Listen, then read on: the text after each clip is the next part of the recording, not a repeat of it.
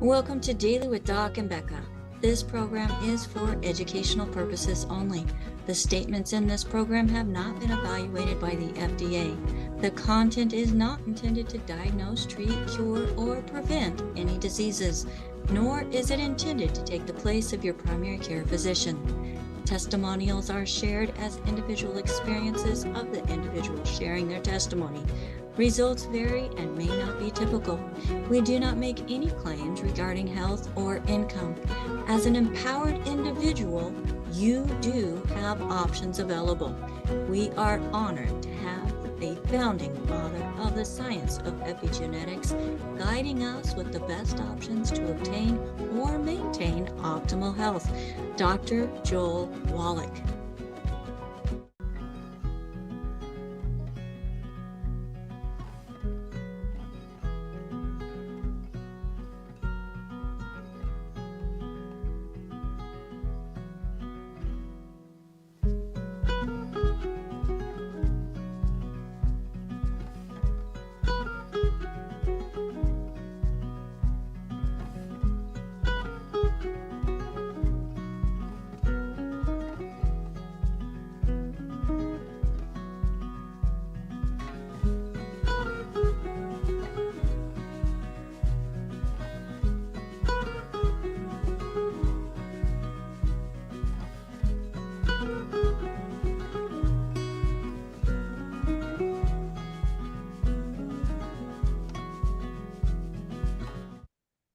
Hello, everyone. Welcome to Daily with Doc and Becca. My name is Ruth Ellen Sanchez, and I'm going to be your hostess for the day. And we have our special guest, Pharmacist Ben Fuchs, who we're very much looking forward to hearing what he has to say. And if somebody invited you to this program, please make sure to get back with them. And let's see. I have to do this thing, Ben Hayes. No, you don't. No, you don't. This program is for educational purposes only. The content is not intended to diagnose, treat, or cure any diseases, nor is it intended to take the place of your primary care physician. The statements in this program have not been evaluated by the FDA, and testimonials are shared as individual experiences of the individuals. So now I'm going to bring on the man, the myth, and the legend, Pharmacist Ben Fuchs. Well, thank you. Why do you suppose I don't like that? Why do you suppose that bothers me? I know it bothers you for the Why same do you reason think? it bothers me. Yeah. We shouldn't have to say it. That's why. No, this is not. So anyway, all right, fine. So it is for educational purposes. Because all Yes. you really need to do is be educated. I'm not here to change to make anybody do anything. I just want to inform people how things happen. Along those same lines, do you keep up with the news? Do you read the news? Are you a news person? No? No. Okay. Then I can't Not ask very you. much. A little bit. Who out there reads the news? People read the news. Who's the latest person in the news to suffer from dirty blood? Who's the latest person in the news to suffer from dirty blood? Who? Nobody knows? You don't follow the news? They showed a picture of his cankles yesterday. Big ankles. Who was that? I don't know. Does anybody know? If so, put it in the chat. Who made all the news? All big news. Put it in the chat. Who puts anybody in the chat? I can't really see the chat. There you go. Jennifer saying. There you go, Bill. Yes. Latest guy to suffer from dirty blood. Donald Trump. Yes, Donald Trump. They diagnosed him with chronic venous insufficiency. Oh my God. And that's when the blood just doesn't move. Right. For coagulated blood, toxic blood, dirty blood, connective tissue deterioration, secondary to dirty blood. So I thought that was kind of interesting. And it's just the beginning of the end, pretty much. Once that starts to happen, as you all know, once the dirty blood starts to manifest symptoms, the body the breakdown of the body accelerates at a very fast clip. And that's what's going to happen to Donald Trump. Now, the fact is that I think he's 80 years old or 81 years old or something. That's going to make it worse. They made light of it. I don't know if they made light of it, but they didn't take it as seriously as they might. And they should probably have, he should probably be on this call. Anybody give him a call? He should be on this call. We can help him if he wants to be helped. AJ, can you help us?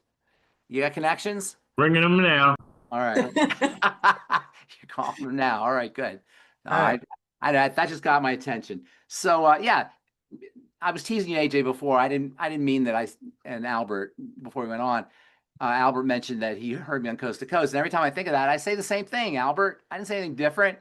It's dirty blood. It's MBFA. It's where you see the disease isn't where the disease begins. It's the connective tissue. It's all the same Right. stuff. The triangle of disease, metabolic system, digestive system. There's nothing new here. And so I know we're going to get, I can't wait to take questions. I love taking questions. But, I feel silly sometimes just saying the same thing over and over again. Doc did the same thing, Doc, and he had to say the same thing over and over again because Yes.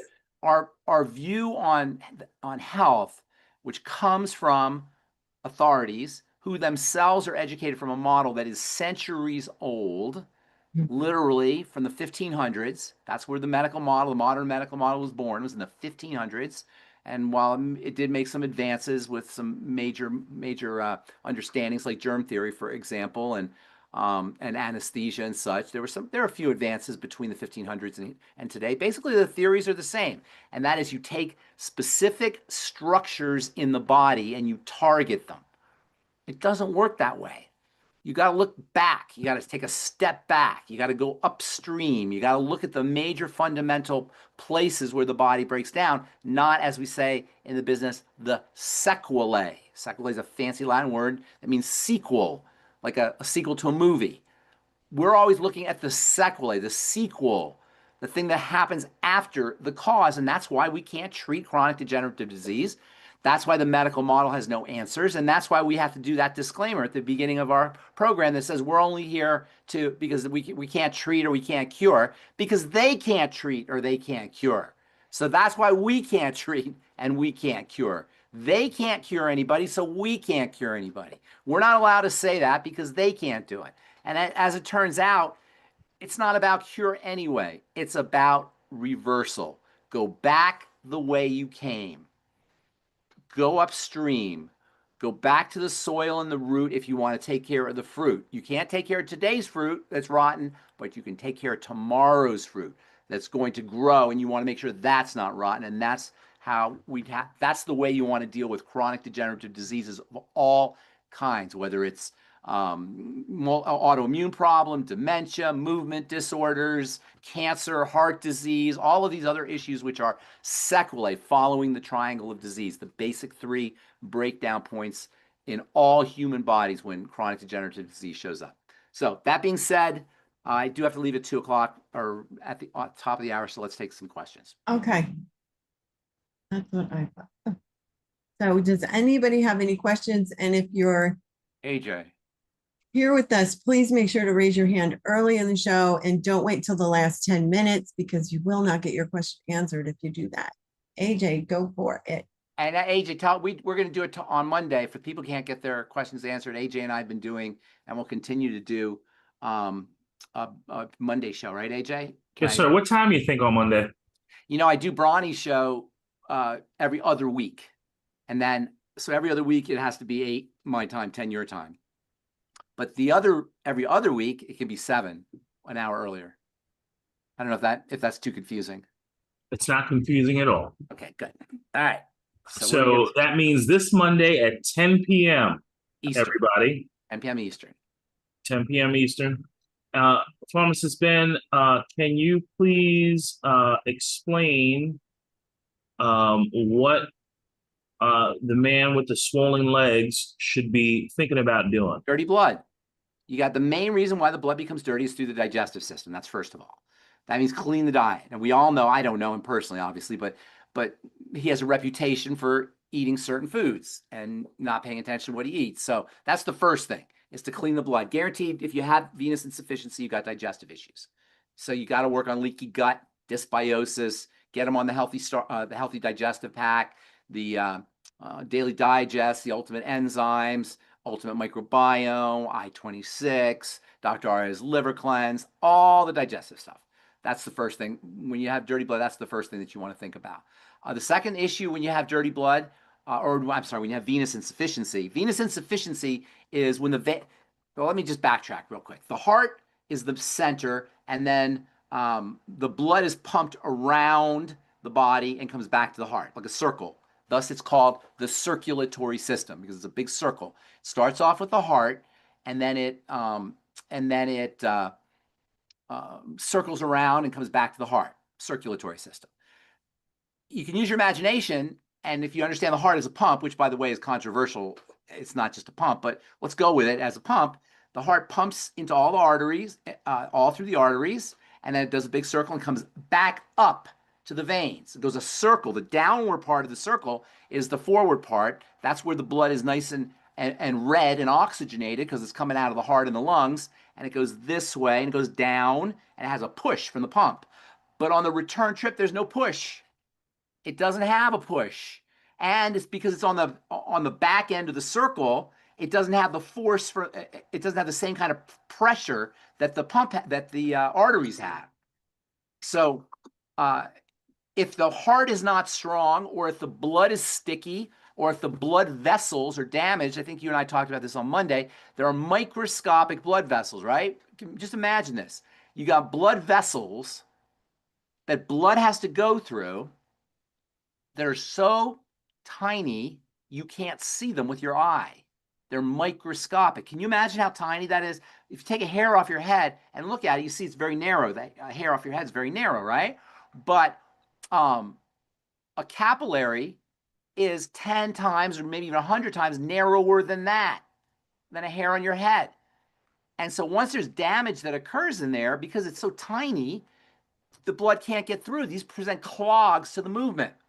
So you already got upward movement that is deprived of the pump, so it's already going to be not as strong as the downward movement. But then if you have stickiness in the blood and you have damage to the blood vessels, whether it's the tiny capillaries or even if it's the larger vessels, it's going to be very difficult for the blood to move upwards, at which point it's going to sink. Instead of moving upwards, it's just going to sink or stagnate. That's called venous insufficiency. That's a technical name for it. Venous insufficiency. Venous for vein, insufficiency because the movement is not sufficient enough to make it back to the heart.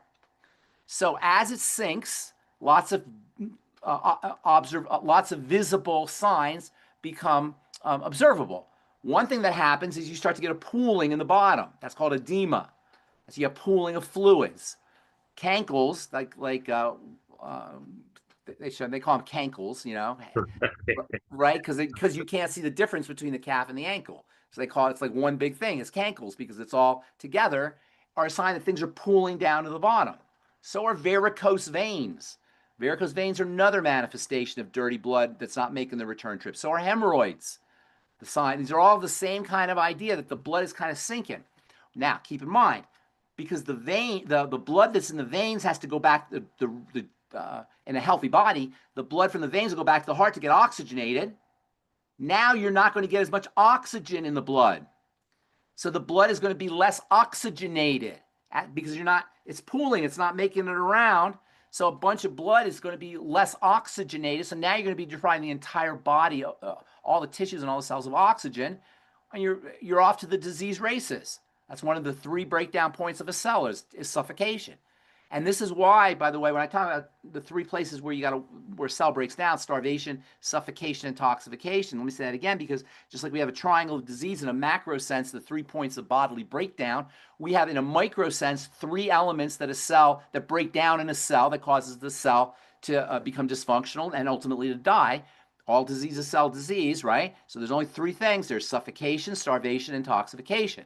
Now, starvation, you get on your Mighty 90, you do your Healthy Start Pack and all the other nutritional supplements. You make sure you're getting your macronutrients by eating correctly. That takes care of the suffocation side, and digestive issues, you address those so you can absorb nutrients. Takes care of starvation. That's the starvation point, right? The toxification, you stay away from drugs, you stay away from sugar and alcohol, patch up a leaky gut, etc. But suffocation is a little trickier because you can't just breathe to address suffocation. You can't, and that you do want to do your breathing exercises. I would tell people to do breathing exercises. You can even do a CPAP or some kind of oxygen pressure machine where they drive oxygen into your respiratory system. But if you have this inflammatory issue, if you have the sticky, dirty blood, the blood is not going to be getting the oxygen because it's not making it to the lungs and the heart as effectively. So all of these can compromise oxygenation of cells, even if you are practicing your deep breathing techniques. What's more, when the blood is not oxygenated because it's sticky and clogged and not making the return trip, the body has a mechanism for increasing the oxygen to the tissues. What is that mechanism? What is the mechanism that the body has for increasing oxygen to the tissues? It turns up the pressure. And that's called hypertension. That's called high blood pressure. In fact, this type of hypertension is the kind of hypertension most people have. It's a hypertension that is not related directly to blood pressure, but secondarily to blood pressure, because it's the body's attempt to turn up the pressure to get oxygen. It's a adaptive mechanism, a compensatory or compensation mechanism that the body has to override dirty blood that's not circulating.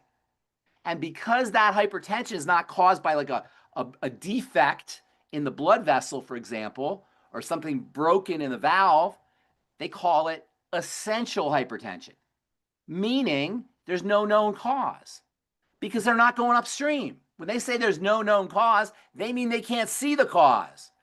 They don't mean that everything has a cause, obviously. When they say there's no cause or no known cause, or they call it idiopathic, or they say essential, that's because they're not going upstream. That's why when you're sick, you don't want to go to a doctor. You want to go to a biochemist, because biochemists go upstream. They look at the pathways. A doctor just looks at what he sees. And we know the first pillar of healing is where you see the problem is not where the problem is, which is why all they can do is cut things and poison things and irradiate things and x-ray things, because they're not going upstream. They're going with what they see. So they say, oh, there's a gallstone there. We'll take out the gallbladder. Oh, you got a fibroid. We'll take out your female organs.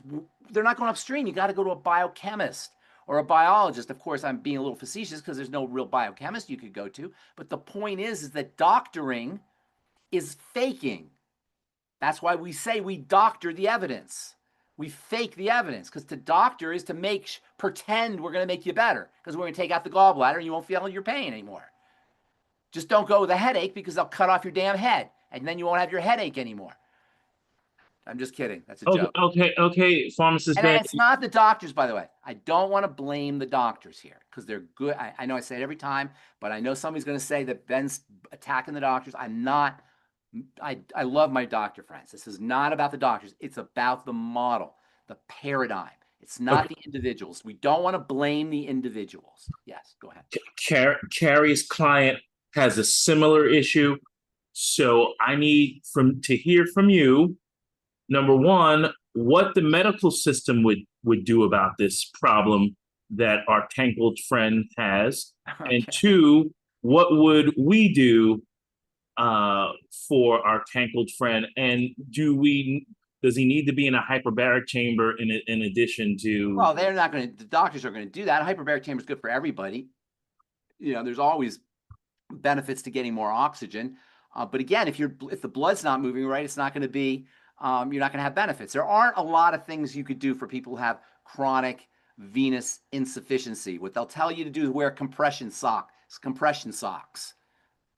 You know, those squeezing socks that they'll give you, or elevate your legs. Okay, and then what drugs are they going to give them? They'll give you diuretics, typically blood thinners, in an attempt to keep the blood moving. Mm-hmm. There's a drug called Trentol, I forgot the name of it, pentoxifylline, which can dilate supposedly improve blood flow. There's not much. And then, so we have to fix his gut. So what are we going to do? Ultimate microbiome. What are we going to do to fix the gut? Everything. It's the same thing. Let's pretend that I've never heard it before. Okay, so let's pretend that, but why don't we somehow memorialize it? Everything I'm saying here, can we? I will put it on a Triangle of Disease website and so memorialize it. Okay, so if he goes to the doctor, I mean, sure, he has the best doctors in the world helping him. He's going to get a blood thinner or this pentoxifylline stuff that is an anti-inflammatory for the blood. It helps improve the blood, reduces the stickiness of the blood. And then there's maybe a diuretic in order to get the fluid out of his body more effectively, because the fluids leak out when the blood isn't circulating properly. None of that's going to help the problem. He's still going to have the connective tissue issues. He's still going to have the dirty blood issues. He's still going to have digestive issues if he has assuming he has digestive issues. So first, you work on the digestive system. This is true for everybody who's got a chronic disease. This is, when you think about what he has, it's a classic example of everything, of the beginnings of everything else. We're seeing his dirty blood, but guaranteed he's got to have other health problems going on. I don't know if you've been following. If you don't follow the news, you may not know, but there've been bruising. He's had issues with bruising on his hands, purpling on his hands, and this has been going on for a couple of years. All of that is a sign of connective tissue deterioration. So he's breaking down. Now he's 80, of course, so that's part of it, but another part, and he's under duress, I'm sure, especially lately, but he's got, also, he's not historically known for taking care of himself. So, it's understandable. What I would do, or we would do, is we would work on his digestive system first and foremost. We would change the way he ate. He has to have digestive health issues, bloating, gas, discomfort, all that stuff. So, food diary. You write down everything you eat, and then you see what causes the problems, and you eliminate certain foods. Fasting for a couple of days. If you precede your food diary with fasting for a couple of days, you'll notice things more clearly. Things are more profound and more obvious when you have laid off food. Symptoms become more profound and obvious.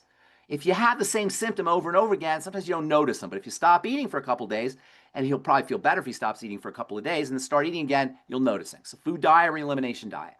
Then all of the digestive supports. By elimination diet, I mean eliminate problem foods. Then all the digestive support stuff.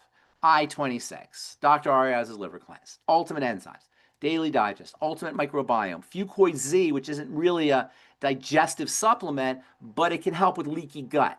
Collagen peptides can help with leaky gut. Zinc can help with leaky gut. So the Zinc FX.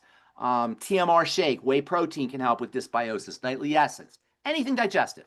Unfortunately, and I think we could do something about this, AJ, me and you, or maybe Ruth Ellen or Rebecca or anybody on the call here. We could put together a whole bunch of the digestive supplements, because there's so many. I don't know them all, honestly. I just know the main ones. So if we want to put together a list, we could put together a list of all the digestive supplements to make it easier. Anyway, focus on digestion. Secondly, because the second cause of dirty blood, first cause is toxicity from the bloodstream. The second cause is sugar, and insulin compounds that. So I would put them on all the blood sugar stuff: Sweeties, Ultimate Selenium, MSM, Ultimate MSM, CFX, Ultimate Niacin.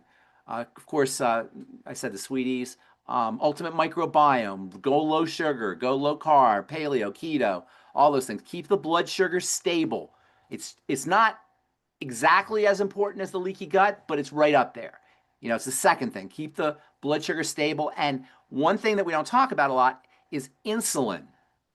Insulin and blood sugar go hand in hand, but you can't test insulin really effectively because insulin's constantly fluctuating. Blood sugar, it's easy. You just see how much sugar's in the blood. But insulin's constantly going up and down.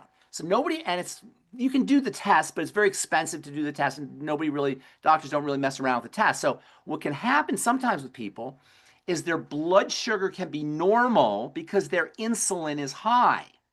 And so when you get your blood sugar checked, you say, oh, well, my blood sugar is normal, but nobody's going to recognize that your insulin's high. And insulin has its own health problems, especially around revving things up.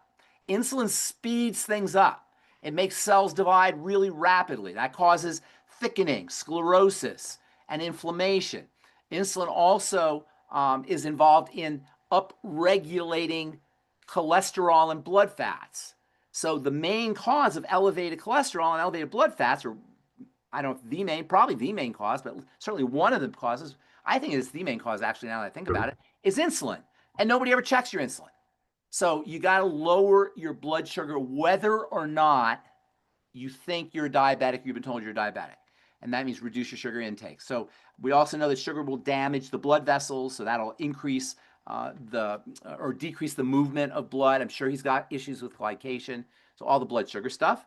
And then if you want to proceed, make sure he's practicing his deep breathing, exercising, meditating, sleeping appropriately, or at least relaxing his body, massage. There's all kinds of ways that you want to tell the body to stand down, because, and the reason I don't talk about the third point in the triangle disease that much anymore is because that follows the first two, and just take care of the first two and the third point will take care of itself. But while we're on the topic, once you're under all of this duress, the body will start to jack up your stress hormones, cortisol.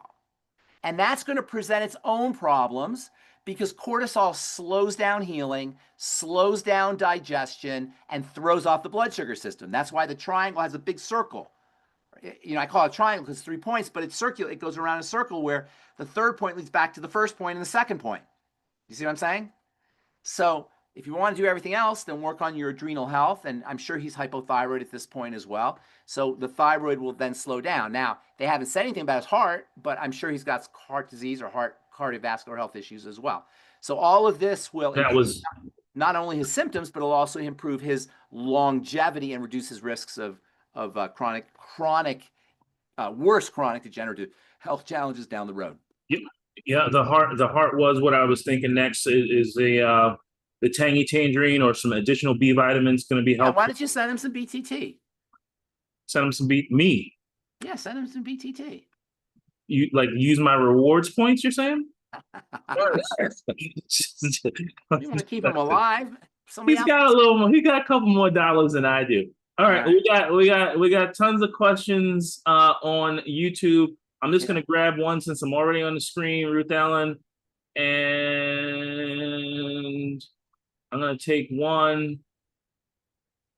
And somebody's asking you to write a book. Is there a detailed list of the correct vitamin amount?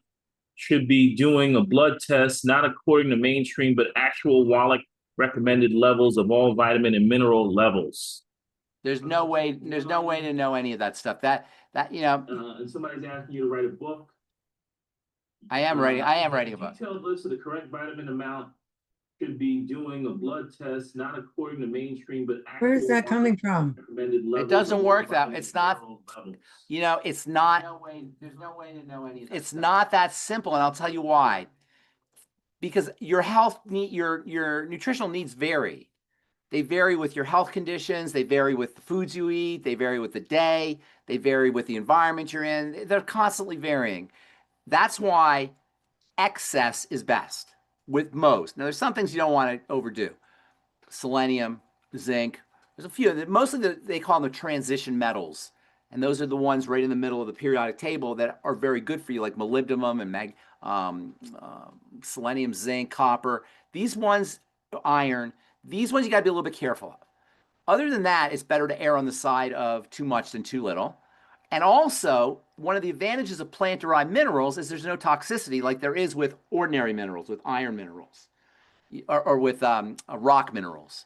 So plant-derived minerals, this is one of Dr. Wallach's insights, it allows you to get mineral benefits without toxicity. Now, some of the minerals you need a lot of, more than you're going to get in plant-derived minerals, like magnesium, for example. You need grams of that, or calcium. So it's not that cut and dry. I say err on the side of extra with most vitamins, most minerals, fatty acids, and amino acids. Err on the side of extra. There's no way to know exactly how many you're going to need, but if you take extra, your body will, with most of them, your body will get rid of what you don't need. It's like an insurance policy. So basically, take the healthy brain and heart back. That's what all the longevity. That's why supplementation is so good. Now, supplementation is not perfect, and this is one of the reasons what we're talking about here, why it's not perfect. But it's the best we can do. Ideally, on God's green earth, the way it was intended is our foods would take care of everything. But because we don't live in that world, we don't live in this perfect world where our soils are depleted and our food is toxic and we're processing and we have a fast-paced lifestyle and we're under all kinds of duress. For all of these reasons, you just can't get everything you need from food. So supplementation is a must, and it's not perfect. So the best way to do it is make sure you're eating correctly and supplementing. Remember that word supplement. Supplement means you add to. So we get confused sometimes. We forget that when we're talking supplementing, you're adding to, you're supplementing your diet. If you have a supplemental income, that's not your income. You don't want to live on your supplemental income. You use that to supplement your main income, right? And that's how supplements should be looked at. You want to eat right, and then you supplement your foods because there's no way you're going to get everything you need from your foods. Thank you, Ben. Ruth Ellen, take her away. All right, thank you very much. And James, you have your hand up. So would you like to unmute and ask your question? Yes, thank you for taking my call, Ben. Hey, James. Hi, how are you? I'm good. Good to see you. I don't think I talked to you before, did your name? One time before, I've Yeah. called before. Okay. I've spoken with you.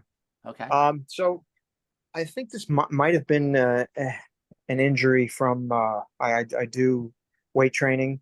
Okay. So it's like a tricep thing. So I've I've taken a lot of the I-26. I take the fundamental healthy start pack. But what happens is when I certain ways that I twist the arm, I'm still getting like a little bit of pain in the tricep. It's like I said, it's improved with the I-26, but is there anything else I can do? Or Yeah, that's a good question. How old are you, James? 52. And how long you're working out with weights, right? Is that what you said? Yes. And how long you been working out with weights? Maybe life a couple of years. Couple years. Okay. Do you have a trainer or you're doing it yourself? No, myself. Okay, gotcha. Okay, so a couple things. First of all, when you're lifting weights, if you're a kid and you're lifting weights, it's different from when you're 52 and lifting weights because the body is much more forgiving when you're young.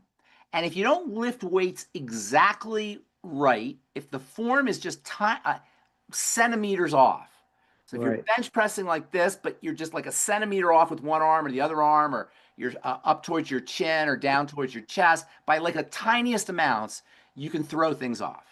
And that's why trainer's important. Without a trainer, and when you're young, it's not that bad. You can get away with things when you're young. But as you're older, these kinds of discrepancies or distortions in the movement can have a big impact, particularly on small muscles like the triceps. And there's a lot of exercises that you do with your triceps. So there could be all kinds of stuff that you're doing not correctly. That's first of all. Second of all, with physiologic issues or with musculoskeletal issues, we'll say, sometimes you need to have body work done because there could be impingements. And again, this could have to do with how you're working out, but it could also have to do with just how you're moving, how you're walking. It can have to do with something on your shoulder. There's connections in the musculoskeletal system that will impact parts of the body that are far away from where you had the original problem. Does that make sense? Like you can have a problem in your neck and it can affect your triceps, or you can have a problem in your shoulder and it can affect your hips, or the other way around. You got a problem in your hips and it can affect your shoulder. You know what I'm saying? Yes. Because it's all the way it's operated, which is why I'm such a big believer in body work, especially rolfing. And the triceps are not quite as dramatic as other parts of the body because, like I said, it's a smaller muscle group, but you can still have your triceps worked on. That's the second thing to think of.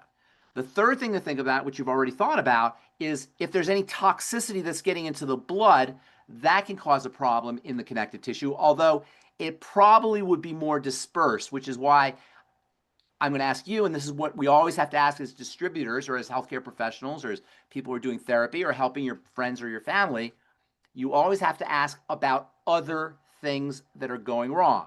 Now, I don't know if you've heard me say this, and I say it all the time, but I haven't said it in a while. It's like Bob Ross. Remember the painter Bob Ross? Yep. So Bob Ross would have a big white canvas, and then he put a little line in the middle of the canvas, right? And you say, okay, that's a line. I can't really see much. But then you put another line, and you say, wait a minute, I'm starting to notice something here. And then you put a third line, all of a sudden you see a river. And then you put a fourth line, and all of a sudden you see a tree. And a fifth line, you see a landscape and a mountain, etc. So as he's adding lines, a picture's starting to emerge. These lines you could think of as data points, sampling points. With one data point, painting your tricep, that's a line in the middle of the canvas. I can't tell what that is. That could be a million things. If I have a second symptom, a second data point, I can start to have a picture emerge. If I have 3 data points, I can triangulate and I can make a good guess on what's happening in the body. If I have 4 or 5 or 6 data points, then I can really see what's happening. 3 at least, though. And this is why it's always important for people who are trying to help other people or people trying to help themselves to look for symptoms. Sometimes when you ask somebody about symptoms, they'll say, oh, I don't have anything wrong. There's nothing wrong. And part of that is they don't know. They don't know what a symptom is, or they don't notice a symptom. And part of it is that they don't want to admit that they're not healthy. But you have to find symptoms in order to find what's happening. So it's in everybody's interest to look for symptoms, to find them. A, they're going to be invisible because if they happen all the time, they're kind of transparent. You don't notice them. B, you might not know what a symptom is, not you, but a person might not know what a symptom is. And C, there may be resistance to admitting that you have symptoms. So it's very important to recognize that without triangulating, without sample points or data points, you can't have a picture of what's going on in the body.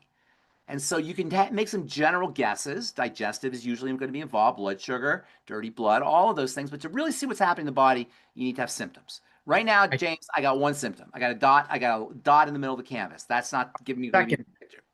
I have a second data point, which would be the neck. Occasional pain. No. That's all the same data point. Those are all musculoskeletal. Okay. Those are all musculoskeletal, the framework of the body. So yes, you do have a framework issue, a body issue. It could have to do with how you're lifting weights. It could be that benign, but it could be a tumor. I'm not saying it is, but I'm saying it could be that. It could be a ruptured vessel. It could be a torn muscle. It could be a lot of things. I don't know.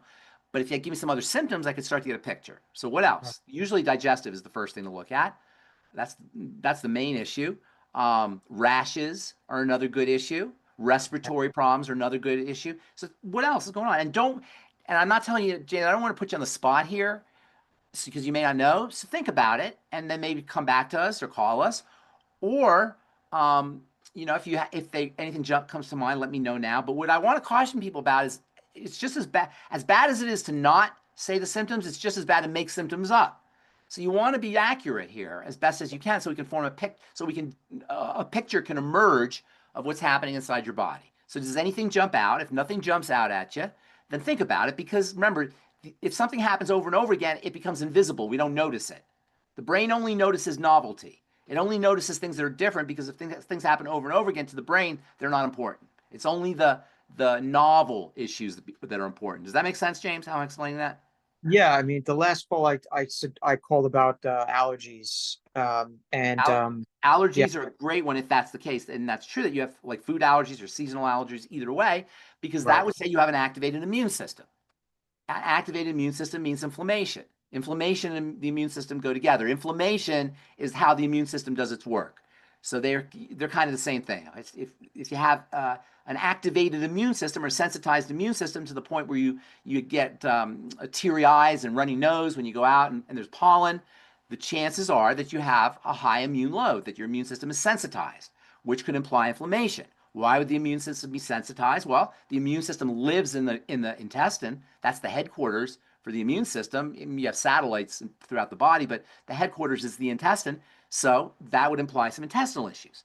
And those are areas that you can work. So come up with some picks, come up with some data points.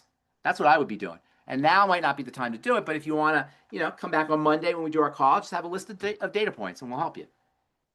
What do you mean by body work, by the way? Rolfing. Body work is like massage or Rolfing or Feldenkrais method or Alexander method, where they actually move your body, manipulate your body. Chiropractors can manipulate your body.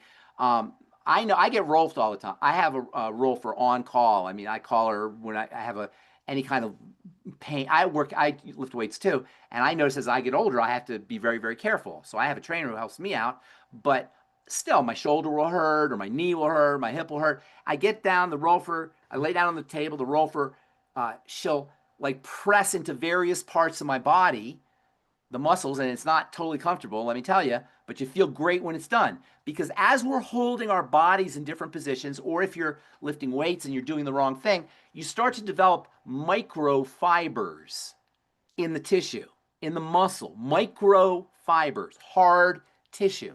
And those hard tissues can impinge movement. The same thing can happen if you have tears. The same thing can happen, by the way, when you have surgery. You may have heard the term adhesions.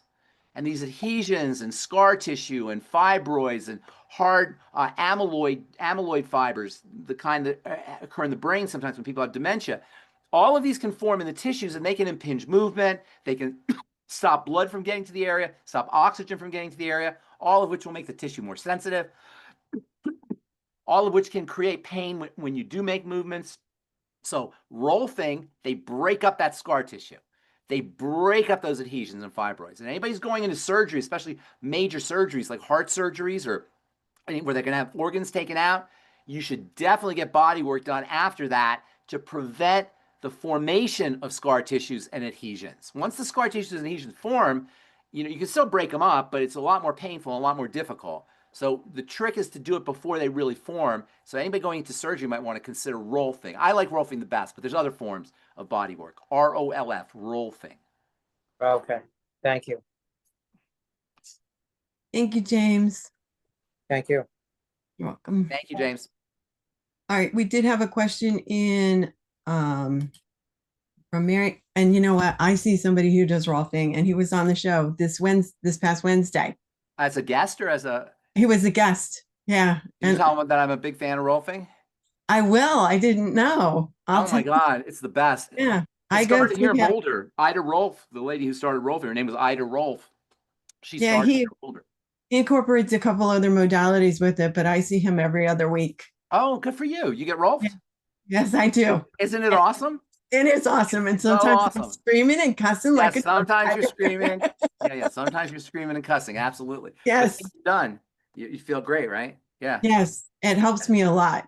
Yeah. And I highly recommend rolfing. It's helped me quite a bit over the last. Yeah. Yeah. Yeah. I couldn't even walk when I first, I had trouble with my right leg. Did they take a picture of you, like what you look like before and after the rolfing? I have several. It's amazing, right?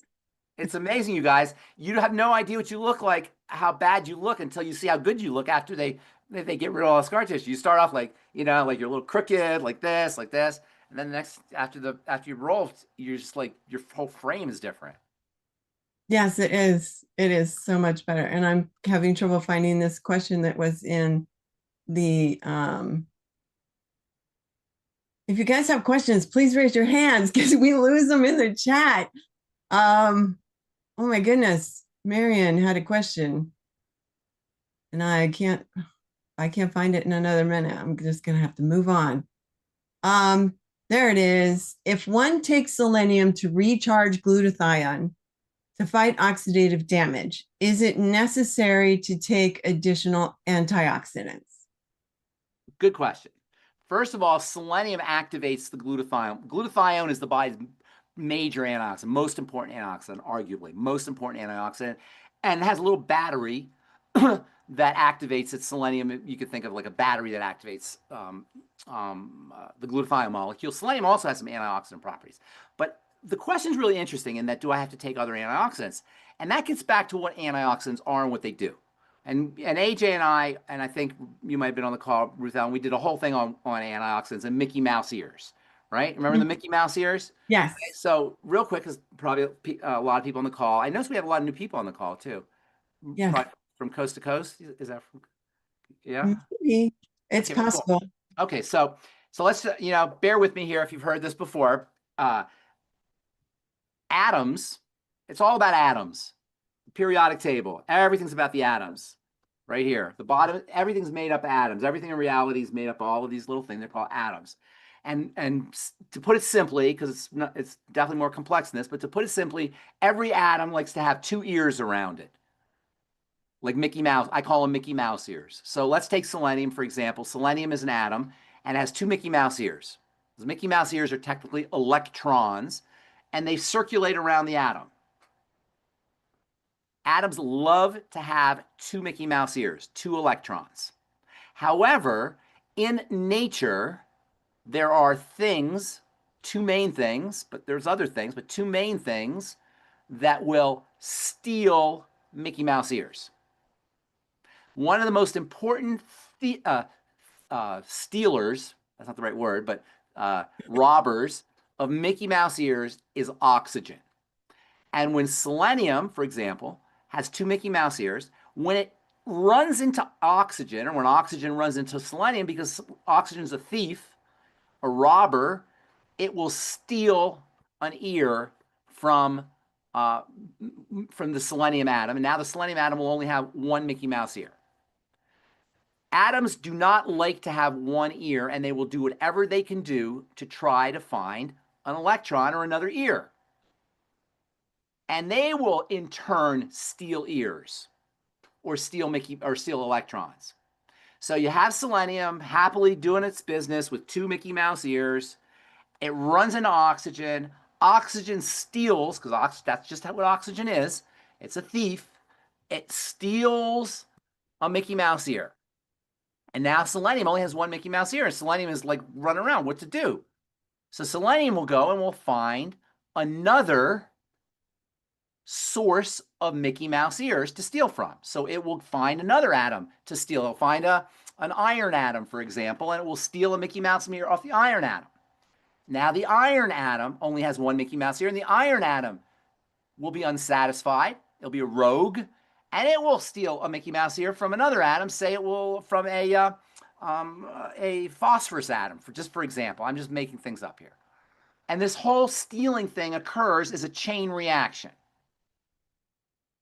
The atom, the selenium in this example, with only 1 Mickey Mouse ear that has gotten its Mickey Mouse ear stolen by oxygen, is called a free radical. That's the technical name for an atom with 1 ear, where 1 ear was stolen and now it's searching around. This is why free radicals are such a problem, because they're all looking around to steal. The ultimate source of Mickey Mouse ears, there's 2 major reservoirs of Mickey Mouse ears. The 2 major reservoirs of electrons, Mickey Mouse ears, are cell membranes and genetics, DNA.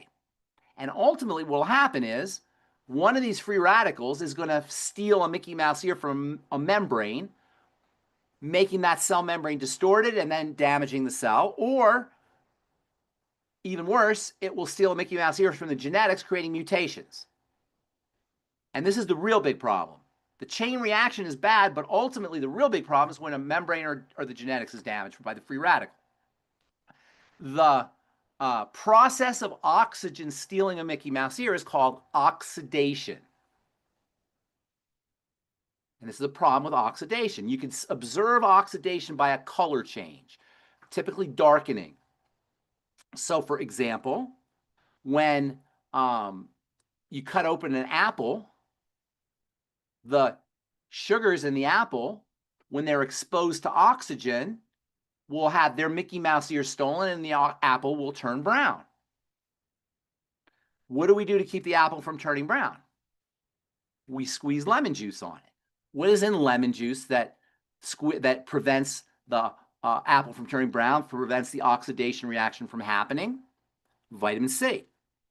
Vitamin C is an antioxidant. It's the quintessential antioxidant. There's lots of them, but that's the quintessential one. But this is where whoever asked the question, this is where the answer to the question comes from, or comes in.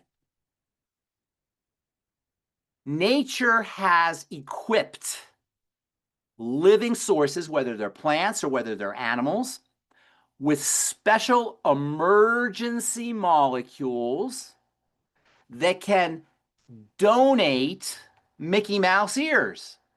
Yes, they have their own Mickey Mouse ears, but nature has made them into angels, generous molecules that will give up their Mickey Mouse ears and thereby quench, that's the word they use, quench free radicals. So you have selenium, oxygen comes along, steals its Mickey Mouse ear. Now you got this rogue free radical looking around to steal Mickey Mouse ears. You got a whole chain reaction of Mickey Mouse ears being stolen. Luckily, nature has provided us with molecules that will give up their Mickey Mouse ears willingly. They call them donate. They will actually donate Mickey Mouse ears. When oxygen steals a Mickey Mouse ear, that's called oxidation. When one of these angels, I call them angels, molecules, gives up one of its ears, we call that reduction. Don't ask me why they came up with these names. And oxidation and reduction, or reduction and oxidation, are continuously happening. Oxygen is continuous in all life forms, all cells, everything's alive. Oxygen is continuously, and there's reasons for this. I'm not going to get into it, but they're very fascinating reasons for this. Oxygen is constantly ripping off Mickey Mouse ears, and other molecules are donating their Mickey Mouse ears in reduction. And this stream of oxidation and reduction of Mickey Mouse ears being stolen, electrons being stolen, and electrons being donated and stolen and donated. It goes on. This is how life is. All of life. It never ends. All of life depends on this stream of Mickey Mouse ears being knocked off, being donated, being knocked off, donated, knocked off. You can imagine a stream of energy. That's how life works. It's all redox, reduction, oxidation. It's all donating and ripping off of Mickey Mouse ears. But here's where your question comes in. Here's where the answer to your question comes in. If you can game this thing out, we're working with vitamin C. Vitamin C is donating its Mickey Mouse ear, right? But guess what? Now vitamin C only has one Mickey Mouse ear. And this is why, and by the way, the donating molecules are called antioxidants. The ripping off of oxygen, that's called oxidation. The donating molecules, these angels, if you will, that give up their Mickey Mouse ears, those are the antioxidants. But you can use your imagination and you can see how an antioxidant can then become an oxidant when it gives up its Mickey Mouse ear. Now you got a problem, right? Luckily, you can now take vitamin E, and vitamin E will donate its Mickey Mouse ear to vitamin C, but now vitamin E only has one Mickey Mouse ear.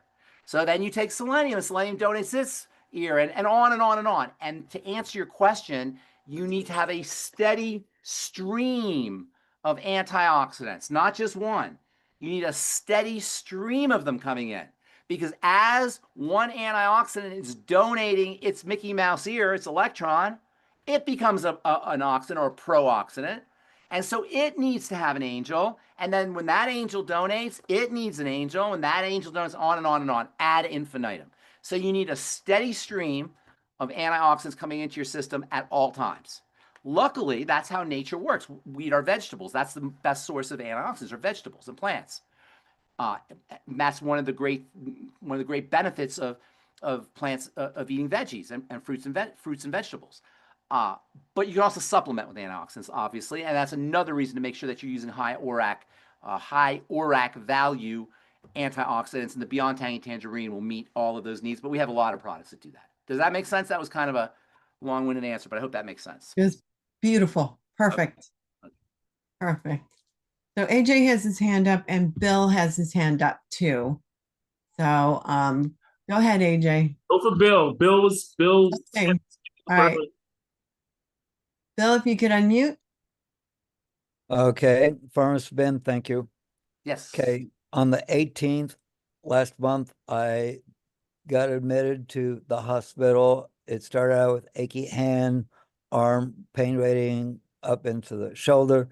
I was in the hot tub, did not help. Went to chiropractor, did not help. And that afternoon, I saw an acupuncturist.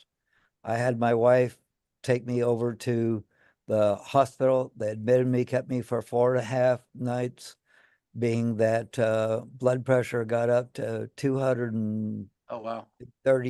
over 100. Oh, wow.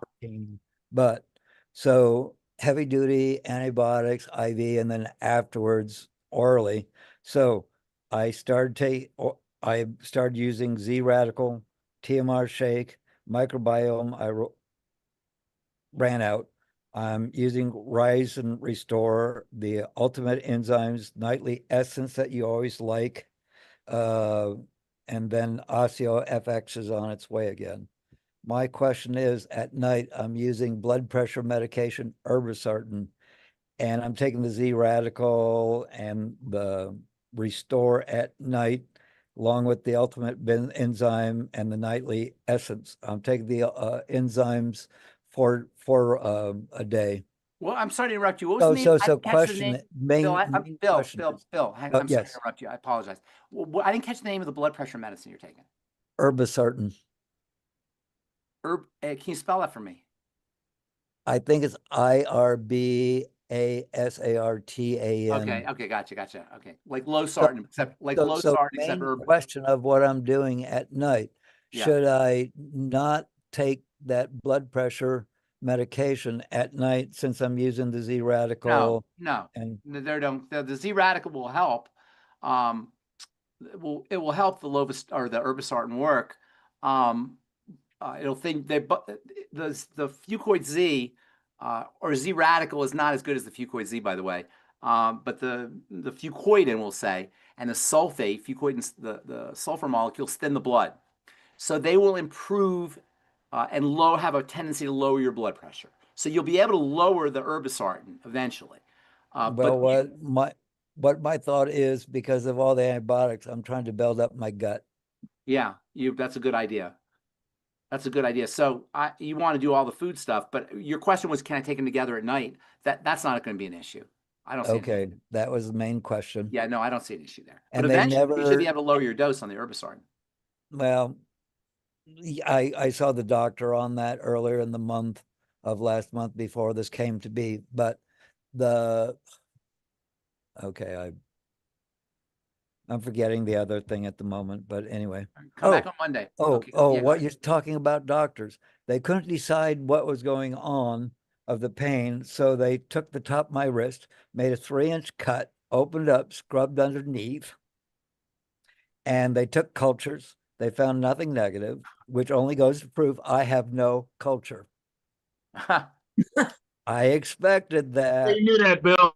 Yeah, I said, and of course I'm eating yogurt, and I finally found a sauerkraut that I will eat and enjoy. Never in my 73 years have I found anything, but okay. So they cut it, and what does the doctor say it might be? Septic arthritis or pseudo gout. What are those? Based on everything we talked about, what are those exactly? Do you know? Dirty blood. Bingo. And that's why I'm doing the protocol. Bingo. Tell them that to talk to pharmacists. He should get on your doctor should get on the Zoom call. No, I ain't telling them nothing. Okay. Of the arrogance. Oh, the hilarious part, the doctor's name is Healy. And I asked him if he ever drove in Austin Healy. Of course not. All right. At But least I he's not had one. I have a friend, Dr. Payne. Oh God. Don't go see him. No, don't go see him. Anti-pain, maybe. But hey, I enjoy that smile, sir. Thank you. Bill. All right, buddy. Thank you. Thank All right, you, let's get Bill. one more. All right, AJ. All right, and just want to say hi to Becca Dukes. Smooth Kings, what can fix? Okay, before I do that, on Rumble, Health Pete says he's feeling a lot better. He spoke to Doc back in May. He's taken a number of items for his high blood pressure after having a heart attack. He's feeling a lot better. What can he do with his arthritis? And a bonus question in YouTube, Smooth Kings, what can fix dizziness from benign paroxysmal positional vertigo? Therapy is not helping. Yeah. So is this the same person? Two different people. Okay. So Rumble had a heart issue, heart attack, feeling better. What can he do about arthritis? On YouTube, what can he do about his PD? benign paroxysmal. What's the rest? Vertigo? No, I should have paid Positional vertigo? Was it class. benign paroxysmal? That means it happens occasionally. Benign. It's not serious. I mean, it's not malignant. What's that? Positional vertigo. Right. Positional vertigo, right? Yes, sir. Okay, so that's a little bit complicated. The first one was, what was the first one? Arthritis. Okay, well, arthritis is a lot easier. I assume it's osteoarthritis. Rheumatoid arthritis is an autoimmune disease. Osteoarthritis is wear and tear. Rheumatoid arthritis involves an activated immune system. If you have rheumatoid arthritis, you got to do all the autoimmune things, which of course are digestive in nature. And then, assuming it's osteo, not rheumatoid. Rheumatoid is much more serious. Well, he's also dealing with blood pressure issues. So Same patient? yeah. Well, sounds like you're starting to deal with MBFA disease. Deterioration of the tissue can follow high blood pressure in the sense that When you have high blood pressure, that's a sign the blood's not getting to all the areas of the body effectively. That's why, as we said earlier, the body will turn up the pressure in order to get more oxygen to the tissues. The cartilage between the joints doesn't get oxygenated anyway. There's not a lot of oxygenation in the cartilage. So once you have an issue with your circulation, it's a short jump to deterioration of the cartilage. So you could do the healthy bone and joint pack, and that would be great. And building connective tissue with nutritional supplements is always a good idea as we get older. But if there's an underlying issue that's causing the blood to not make it to the cartilage, number one, you're not going to get all the nutrients to your cartilage. But number two, you're not going to get oxygen to the cartilage. You're not going to be able to clean out the cartilage or any other part of the body. So I would be working with the dirty blood issue. I would be working with the inflammatory issue that's keeping the blood from circulating effectively. It's forcing the body to turn up the pressure. Do you get that mechanism? I'm looking at you, AJ, because I can't see anybody else. Yes, sir. It's turning up the pressure because the blood can't make it through. There's clogs, either because the blood is sticky, hypercoagulated, viscous, or because there's damage to the vessels, or both. It could be either or. Clean the blood, work on digestive health. It's the same thing. I mean, I don't want to keep repeating myself. Digestion, blood sugar, oxygenation, healthy bone and joint pack. Real quickly on the positional vertigo, as we change position, and this is really interesting, and I'd like to talk about this on Monday, but I'll just give you the quick answer here.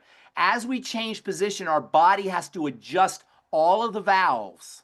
Think about this. You got tens of thousands of miles of blood vessels, probably 60,000 miles of blood vessels. And all of these blood vessels have on the way up, they got valves and they got connections. And all of these valves and all the pressure has to be readjusted every time we go like this, or every time we go like, can you imagine this? The entire system has to completely modify itself in order to adjust for the different positions we take, from bending down and standing up or getting out of a seated position. That's what positional vertigo means. When you have changed position, you get dizzy. And that's because as you're changing positions, the body's not adjusting properly. The adjustments are incredibly complicated, and they depend on clean blood. They depend on a vascular system that is healthy, so the blood can go through. They depend on the movement of blood, so if there's inflammation anywhere, which obviously there is because he's got pressure issues, that's going to throw things off. And the adrenal glands and the kidneys are the main two, especially the adrenal glands, are the main two structures that regulate all this. The adrenal glands are the third point in the triangle of disease. So if you're dealing with blood sugar issues and digestive issues, that's going to cause adrenal problems. And also if you have kidney issues, which follow blood sugar issues. So I definitely have to go. My phone's blowing up here. But long story short, breathing, oxygen is one of the fastest ways to reduce positional vertigo, or POTS is related to this. Orthostatic hypotension, sometimes people will call it. There's various names. Sometimes you'll notice when you bend down and stand up, you get dizzy, or if you're doing exercise, lifting something, you'll feel dizzy, or you get out of bed, you feel dizzy. These are all examples of adrenal issues. The adrenals are very dependent on electrolytes, as is the circulation of the blood. And also the adrenal glands are very dependent on zinc and vitamin C, among many other things. So I would be doing all the triangle disease stuff, digestion and blood sugar stuff, and then anything you do to get electrolytes into the system. Beyond Tangy Tangerine, of course, is a great source of electrolytes. Vegetable juice is also a great source of electrolytes. Vegetables in general are great sources of electrolytes. Making sure you're on your Zinc FX and your CFX as well, in addition to the whole Healthy Start Pack. It's a fascinating mechanism, this whole idea of how the body adjusts and how blood goes to the brain. In order to get blood to the brain appropriately, everything has to be adjusted just so. And I'd love to talk about that more, because it's a very important health issue, but I'm just out of time here. So I hope that helps. It'd be interesting to talk about it on Monday. Yeah, let's talk about that on Monday. That's a great topic. That sounds great. Okay. I got to bowl. I'm way late and my phone is blowing up here. Thank you guys. Thank you. Everybody. Bye. Thank you so Bye. much.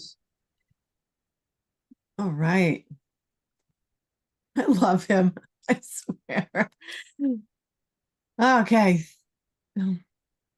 That was really good. So please join AJ and Ben on Ben's Bites. And what time did he say? That would be 10 Eastern, 10 10 p.m. Eastern on Monday. And they can find it by going to 10 Eastern on Monday. And they can find it by going to Is that my machine? It's got to be your machine because you and I are the only ones unmuted. I'm sorry. So, Anyway, yeah, you can go to your favorite platform .dailywithdoc.com. So okay. YouTube, you go to youtube.dailywithdoc.com. If it's Rumble, you can go to rumble.dailywithdoc.